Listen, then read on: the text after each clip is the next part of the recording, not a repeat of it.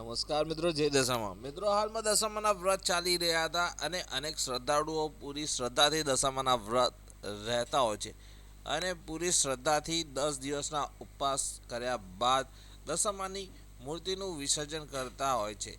મિત્રો, તમે જોઈ શકો છો આ વિડીયોમાં કે વિસર્જન સરખી રીતે ના કર્યા બાદ દશામાના મૂર્તિની દુર્દશા કેવી થઈ છે. ગમે તે જગ્યાએ વિસર્જન ન કરવું જોઈએ. મિત્રો, હાલમાં કૃત્રિમ તળાવો પણ બનાવવામાં આવે છે, જેમાં દશામાની મૂર્તિનું વિસર્જન કરવામાં આવે છે, જેના કારણે દશામાની મૂર્તિ વ્યવસ્થિત રીતે વિસર્જન થાય છે અને તેમનું અપમાન થતું નથી. પરંતુ કેટલાક ભક્તો દ્વારા દશામાની મૂર્તિનું ગમે તે જગ્યાએ વિસર્જન કરવામાં આવે છે, જેના કારણે દશામાની મૂર્તિ રજડી પડે છે અને તમે જોઈ શકો છો વિડીયોમાં કે દશામાની મૂર્તિની કેવી હાલત થાય છે.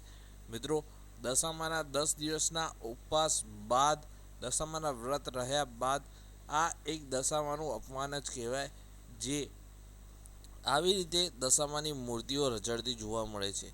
મિત્રો, આપણે આવું ના કરવું જોઈએ અને દશામાનું વ્યવસ્થિત રીતે વિસર્જન કરવું જોઈએ. તમે શું કહેવા માગો છો આના વિશે કમેન્ટ કરીને જરૂરથી જણાવજો. આવા જ વિડીયો જોવા માટે અમારી ચેનલને સબસ્ક્રાઈબ કરી લેજો. જય દશામાં.